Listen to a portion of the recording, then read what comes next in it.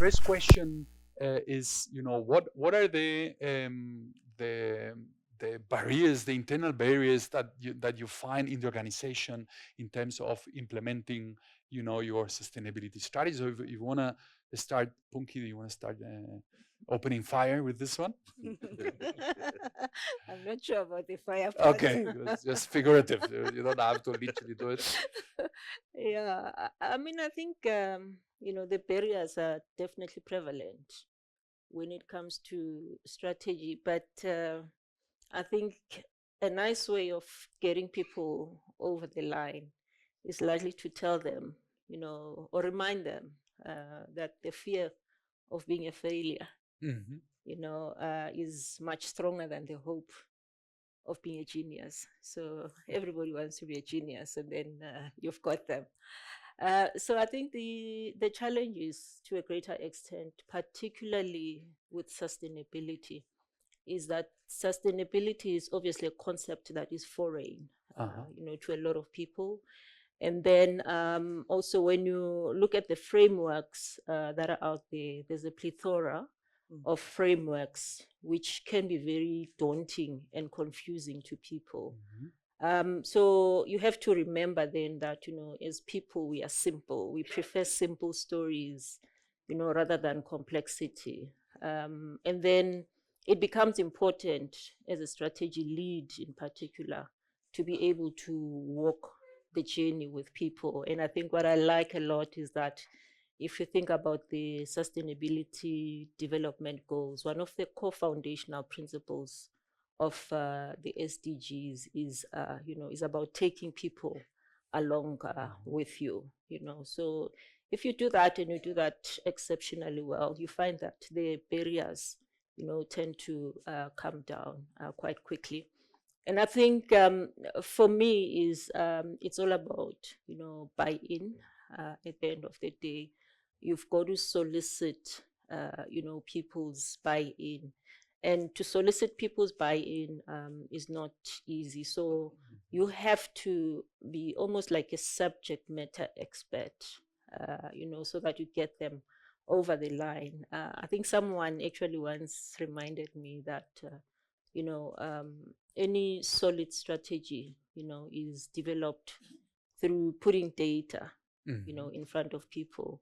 But at the same time, I've learned very well that, strategy starts where data ends, and not the other way around. So with that context then in mind, it is important to put solid data in front of people and then make them understand. So if I take you through maybe the process that we've had to go through, at Absa, in formulating the strategy and making sure that we lower the barriers, we were quite clear, I think, on the impact that we wanted to make as an organization. And then for us, then sustainability started there, because it was all about the impact that we want to create. And then in that context, we went through quite an elaborate process of engaging with our stakeholders, just to understand what is important to them.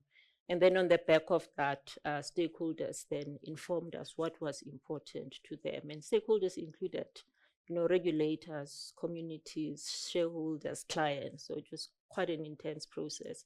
But at the end of it, I think, I think the stakeholders informed us what was important to them. And ultimately, when we brought it back into the organization and we took, the organization through the process we've gone through, because of the intensity of it, and the fact that it was a very much data-led process, it really lowered the barriers for us.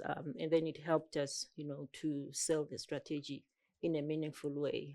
And I think you also spoke a little bit maybe about the issue of materiality, because in that process, we focus on, what was important, and material to those stakeholders. And then in that process, because we're clear on what was important and material to the stakeholders, it became easy, for us to, get the buy-in of the organization. And I think the final piece I just want to go into, particularly on sustainability, is that when you look at materiality, you obviously need to look at it from a financial and non-financial perspective. So when you take the non-financial perspective, that's a perspective that's normally not ingrained, in how we think, because generally we tend to think about the financial. So I think what made it easier for us is that, as you said, I come from the finance world.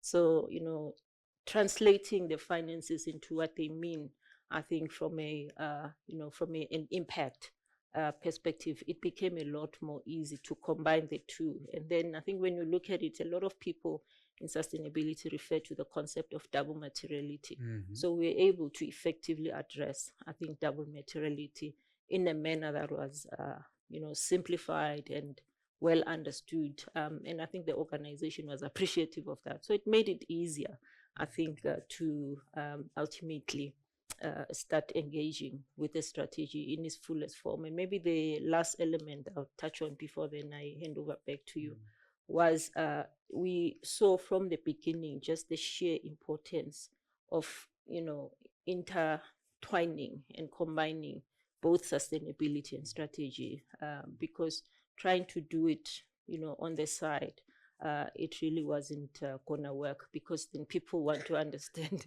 why do you want to run two separate strategies in one organization. So you think it is an advantage that somehow you're managing both? It's a significant advantage.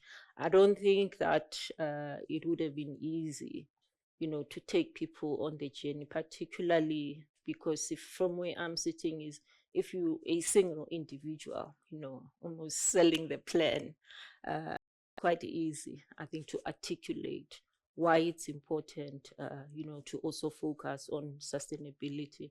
And I think as a bank, we also have got significant exposures that we're sitting with. If you look at our assets, we've got, over 8 trillion, assets that are on our balance sheet. So it is important for us to protect, I think, those assets. So given the size, I think, of our balance sheet, we therefore felt that it's imperative, that we appropriately focus on ensuring that we can safeguard, I think, those assets for the benefit of not just the shareholders, but also for the benefit of our clients. Because if their properties, are involved in things like, floods, and they lose those properties, it's a problem for them. So we have to think about them. But also on the shareholder side, I think the most important thing becomes how do we make sure that the assets do not become stranded, because they are not converting to green assets. So those are some of the things, key considerations. I think the case for us for change was just way too strong. But you obviously wanted maybe people that have got a good appreciation of the space in order for them to be able to effectively articulate it, I think, to those that have to make the decision within the bank. So then it became an easy sell.